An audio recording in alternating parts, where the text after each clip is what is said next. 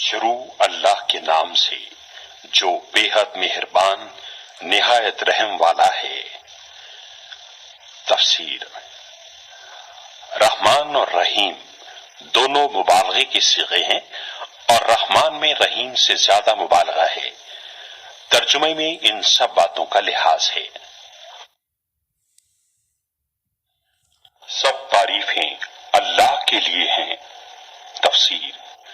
یعنی سب تعریفیں عمدہ سے عمدہ، اول سے آخر تک جو ہوئی ہیں اور جو ہوں گی خدا ہی کو لائق ہیں، کیونکہ ہر نعمت اور ہر چیز کا پیدا کرنے والا اور عطا کرنے والا وہی ہے، خواہ بلا واسطہ عطا فرمائے یا بواسطہ۔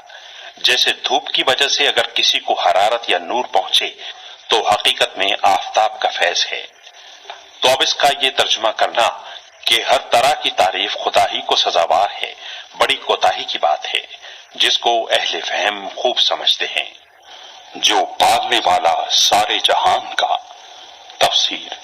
مجموعہ مخلوقات کو عالم کہتے ہیں اور اسی لیے اس کی جمع نہیں لاتے، مگر آیت میں عالم سے مراد ہر جنس، مثلا عالم جن، عالم ملائکہ، عالم انس وغیرہ وغیرہ ہیں۔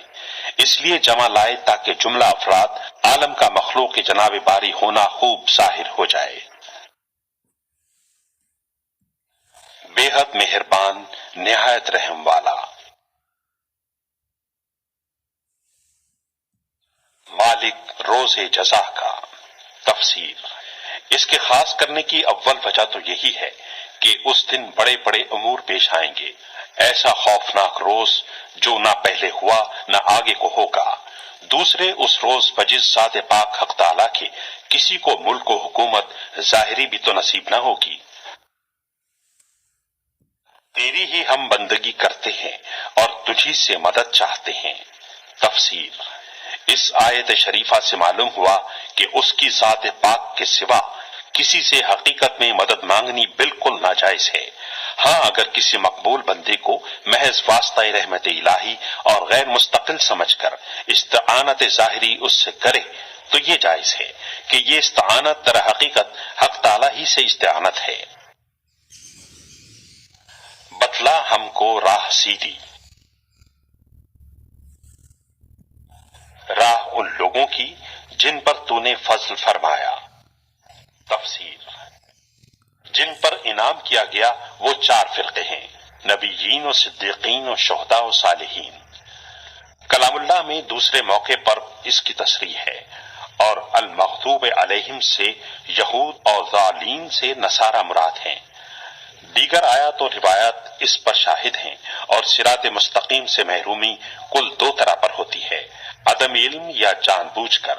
کوئی فرقہ گمراہ اگلا پچھلا ان دو سے خارج نہیں ہو سکتا۔ سو نصارہ تو وجہ اول میں اور یہود دوسری میں ممتاز ہیں، جن پر نہ تیرا غصہ ہوا اور نہ وہ گمراہ ہوئے۔ تفسیر۔ یہ صورت خدا تعالیٰ نے بندوں کی زبان سے فرمائی کہ جب ہمارے دربار میں حاضر ہو تو ہم سے یوں سوال کیا کرو۔ اس لیے اس صورت کا ایک نام تعلیم مسئلہ بھی ہے۔ اس صورت کے ختم پر لفظ آمین کہنا مسنون ہے، اور یہ لفظ قرآن شریف سے خارج ہے۔ معنی اس لفظ کے یہ ہیں کہ الہی ایسا ہی ہو، یعنی مقبول بندوں کی پیروی اور نافرمانوں سے علیحدگی میسر ہو۔ اس صورت کے اول نصف میں اللہ تعالیٰ کی ثنا و صفت اور دوسرے حصے میں بندے کے لیے دعا ہے۔ فائدہ۔ غیر المغضوب الآیا الذین کا بدل ہے یا اس کی صفت ہے، اس لیے اس کے مناسب ترجمہ کیا گیا۔ بعض تراجم دہلیہ میں جو اس کا ترجمہ کیا ہے خلاف ترکیب و خلاف مقصود ہے۔